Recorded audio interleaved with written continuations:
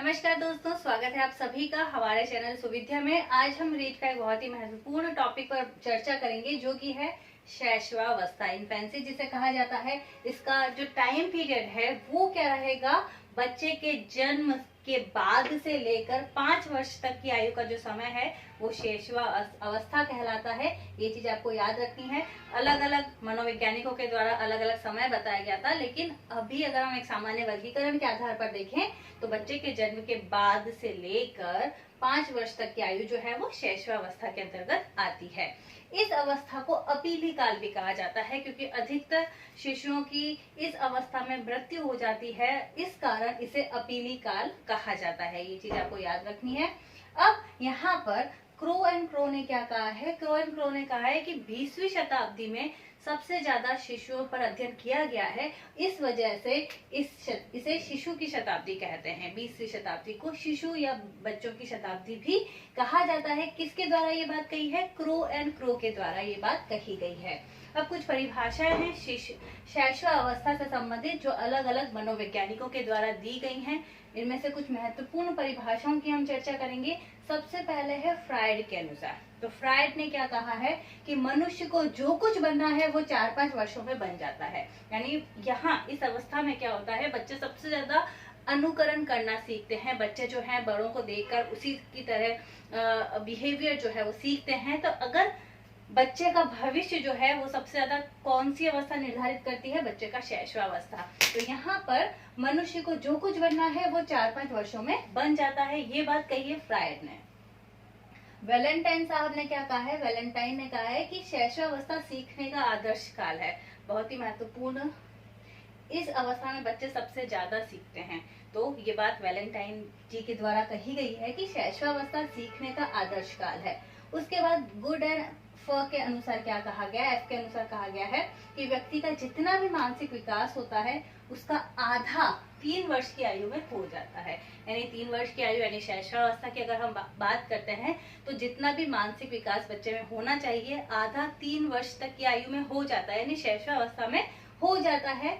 Good ने कहा है। उसके बाद न्यूमैन ने क्या कहा है कि 5 वर्ष तक की अवस्था मस्तिष्क के लिए बहुत ग्रहणशील होती है। बच्चा जो है इस अवस्था में, शैशवावस्था में सबसे ज्यादा चीजों को ग्रहण करने की कोशिश करता है।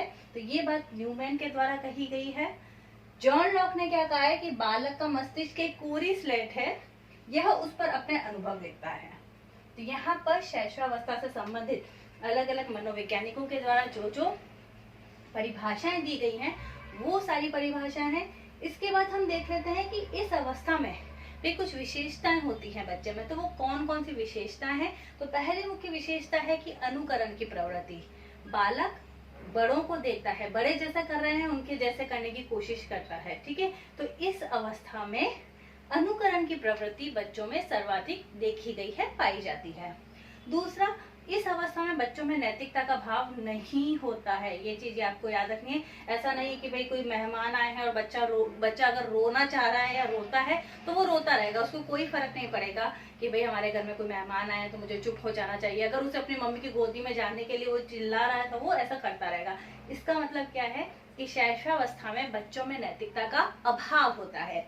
तीसरी मुख्य बात है कि बच्चा जो होता है वो थोड़ा हम कह सकते हैं स्वार्थी होता है, स्व केंद्रिता होता है, वो अपनी चीज किसी को नहीं देता है। तो यहाँ पर ये भाव जो है स्व केंद्रिता का भाव, अपने खिलौने किसी दूसरे बच्चे को नहीं देगा या कोई और ले लेगा तो छीनने की कोशिश करेगा। तो यहाँ पर स्व केंद्रिता जो है वो बच्चे में पाई जाती है। बच्चा बहुत अधिक कल्पनाशील होता है। अगर छोटे बच्चे को 5 साल तक के बच्चे को जादूगरों की कहानियां सुनाए तो उसको लगता है कि हाँ भाई ये तो एकदम सही बातें हैं, या परियों की, राजकुमार राजकुमारियां, इस प्रकार की चीजों में वो खो जाता है। कार्टून के जो कैरेक्टर्स हैं वो उनको रियल मानता है। तो यहाँ पर हम देख सकते हैं कि कल्पनाशील जो विचार है वो बच्चे में सबसे ज्यादा इस अवस्था में आते हैं। इसी के साथ हरलॉक ने कहा है कि ये सीखने का स्वर्ण काल है। ठीक है, बच्चा जो है वो सर्वाधिक इसी अवस्था में सीखता है। और इसी के बाद बादशाहत प्रवृत्ति। बादशाहत प्रवृत्ति क्या है कि ये जो अवस्था है, यहाँ पर इस अवस्था में, शैशवावस्था में बच्चा जो है सबसे ज्यादा जिद करता है। अगर उसे चॉकलेट खानी है तो वो बहुत रोता है या अपनी बात को मनवाने की कोशिश करता है। तो इस वजह से इसे बादशाहत प्रवृत्ति का जो समय है वो भी कहा जाता है। तो यहाँ पर ये कुछ हमने बातें देखी जो कि शैशवावस्था से संबंधित थी। यहाँ पर एक और बात आपको याद रखनी है कि भाई बच्चे का जब जन्म होता है उसके बाद से शैशवावस्था शुरू हो जाती है। तो जैसे कि बच्चे का जन्म होता है उसके बाद क्या होता है कि बच्चे का जो माँ के गर्भ में उसका लालन पालन जो हो रहा होता है, पोषण जो हो रहा है, और जैसे ही वो माँ के गर्भ से बाहरी वातावरण में आता है तो उसके अनुकूल वो वातावरण नहीं होता। इस वजह से क्या होता है कि धूल मिट्टी के कारण या बाहर की धूप के कारण बच्चे का जो वजन है वो 7 दिन तक घटता है। शैशवावस्था जब शुरू हो रही है या बच्चा माँ के गर्भ से बाहर निकला है, तब वातावरण अनुकूलित नहीं होने के कारण बच्चे का वेट जो है वो मोस्टली देखा गया है कि 7 दिन तक घटता है, उसके बाद धीरे धीरे बढ़ना शुरू हो जाता है। तो यहाँ पर आज की क्लास में हमने शैशवावस्था की बात करी जो कि जन्म के बाद से लेकर 5 वर्ष तक मानी गई है। अगली क्लास में हम बाल्यावस्था से संबंधित कुछ महत्वपूर्ण परिभाषाएं देखेंगे, विशेषताएं देखेंगे। बहुत बहुत धन्यवाद। नमस्कार।